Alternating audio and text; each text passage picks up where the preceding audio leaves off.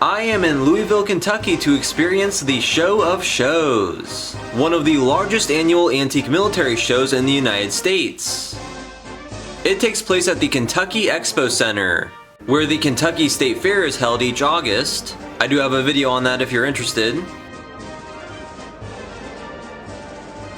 Here in this expansive exposition hall, there are rows and rows lined with dealers, hundreds if not well over 1,000, and every single table is covered with all sorts of antique militaria.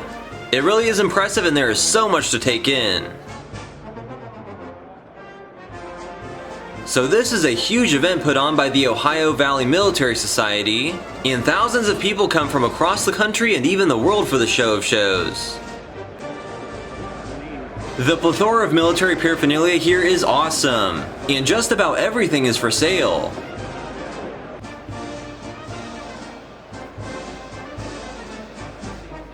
Now I am not a collector and military antiques are not necessarily my forte, but I will show some interesting items and booths I found while meandering the aisles. I visited on the third and final day of the 2024 show, so I imagine a lot of the better pieces that were on sale are already taken. Apparently there is a lot of backroom dealing at hotels overnight during the event as well, but there is still plenty left to see. As some creators well versed in the military market on YouTube have pointed out, there is not exactly a bona fide vetting process for the dealers and the pieces they sell here, which I understood going in, so there are some fake artifacts being advertised as real, and there are some dishonest dealers here. I am fairly certain I had an interaction with one of these individuals, so there are a few things I may show that probably are not legitimate. But don't let that subtract from the fact that most things are genuine and overall it is a really awesome display and sale.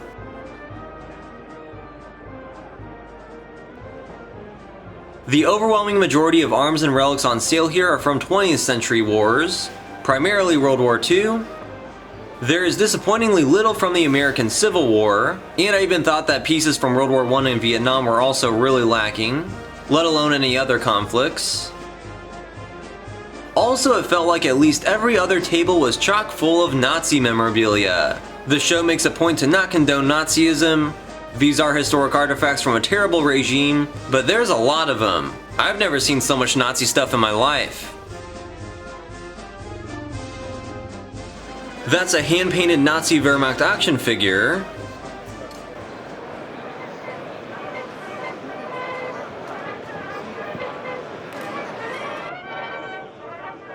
Once you purchase something, you have to carry it around, so there are many people going around with 80 or 100-year-old rifles on their backs, sometimes even bigger guns.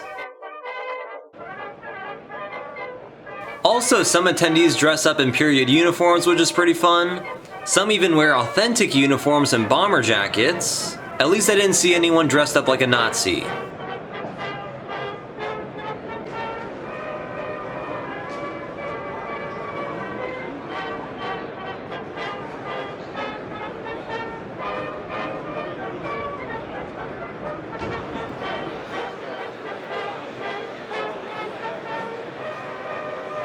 Here's a collection of German Lugers.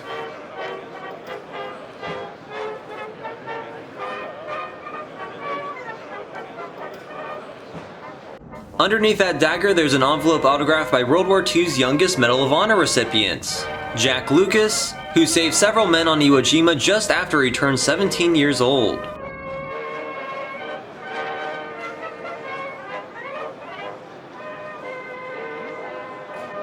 I love that Kraut Cruncher helmet. The graffitied helmets are the best.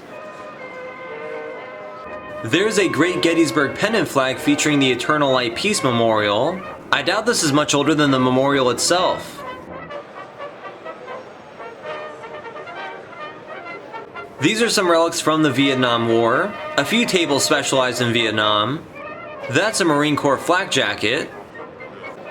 This is a PT boat factory model by Elco, believed to be one of 6 still in existence. Here is a rubber dive mask of a frogman from World War II.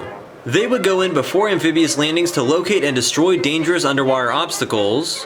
There are a lot of vintage toy soldiers here. I was advised that toy collecting has become increasingly popular at these shows.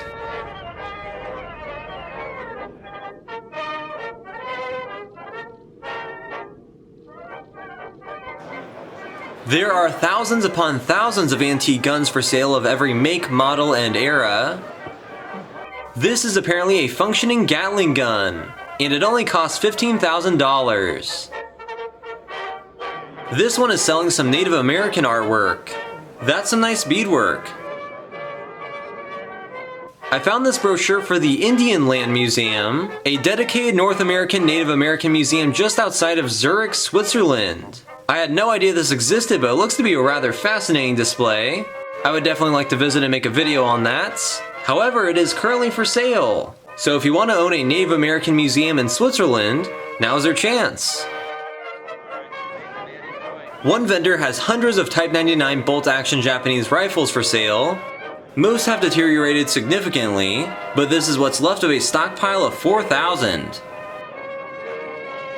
There's an 1892 Grand Army of the Republic badge, featuring the then new Soldiers and Sailors Monument in Indianapolis. Here are some more hand-carved and hand-painted toy soldiers.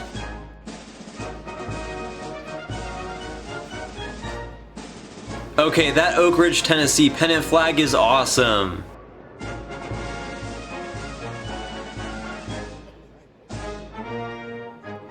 There are some old postcards from Europe. After VE Day, thousands of American GIs stayed in Europe and went around collecting all sorts of things. That's probably how a good number of the pieces here got to America in the first place.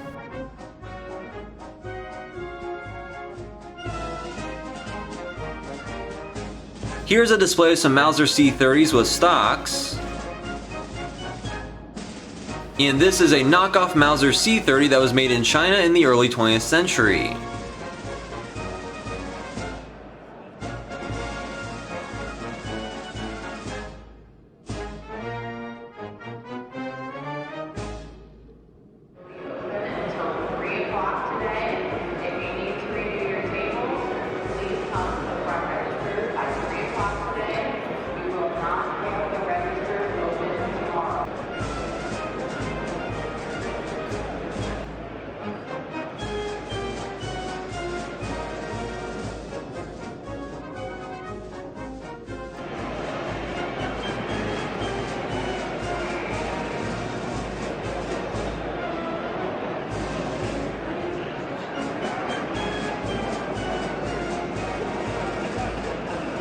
That's a polar bear patch, which was worn by US Marines based in Iceland during World War II. This table has thousands upon thousands of old photographs. Here's a great one of the Enola Gay. There are a lot of photos of Adolf Hitler. These were authentic propaganda prints.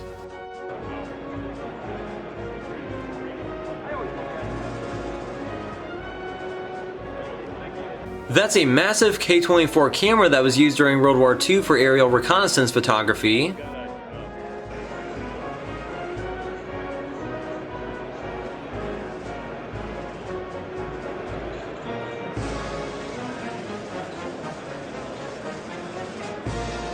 Okay, that Lego head wearing a real Nazi officer's visor is hysterical.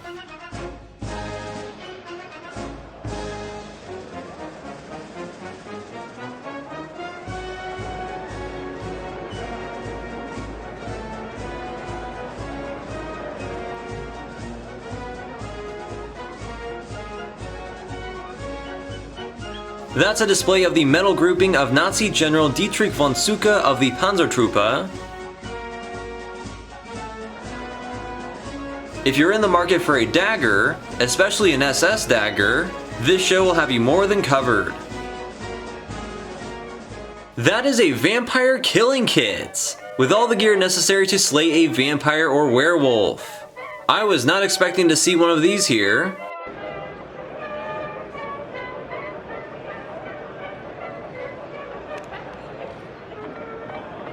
Check out this knight's armor.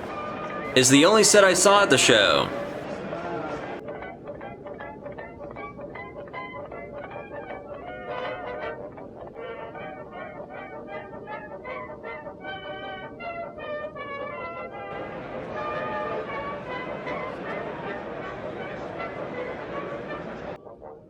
This is a foul weather coat.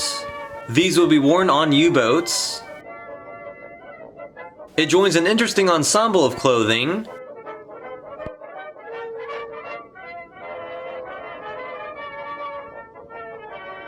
Oh yeah, there's even some samurai armor.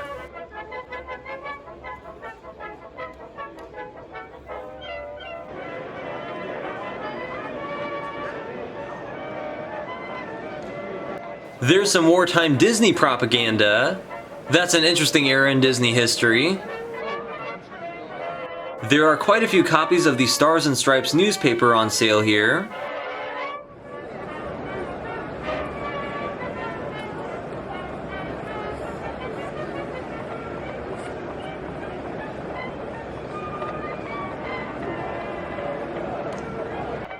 Some tables have some amusing mannequins, and often they are for sale, separately. This is really cool, a paratrooper decoy. These would be dropped along with real paratroopers, and they were called Ruperts. These types were used while dropping into southern France. This is supposedly the spoon of Rear Admiral Isaac C. Kidd, the first American officer that was killed in World War II on the Arizona.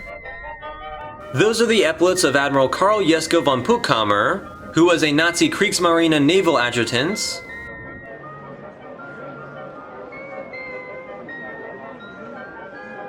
There are some Nazi visors next to a toy Texaco fire chief hat.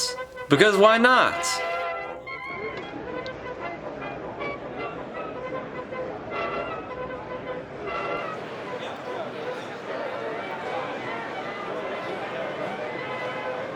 This trench art lamp with the helmet is absolutely amazing, and at one time it did work.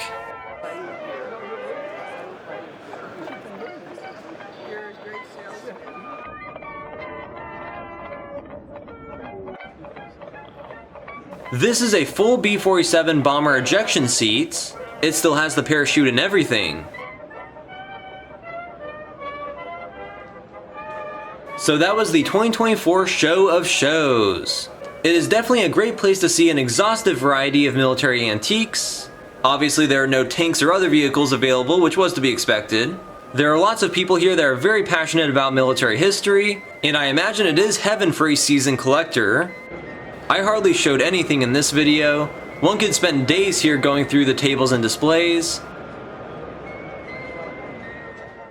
Anyways, if you enjoyed this video, then feel free to check out my other content featuring other major shows and events like this, as well as all sorts of museums, historic places, roadside attractions, and much more. I have featured several military museums and battlefields here in the US and over in Europe, and plan to do much more. Additionally, please like this video, share it, and subscribe to my channel for more. Thanks for watching!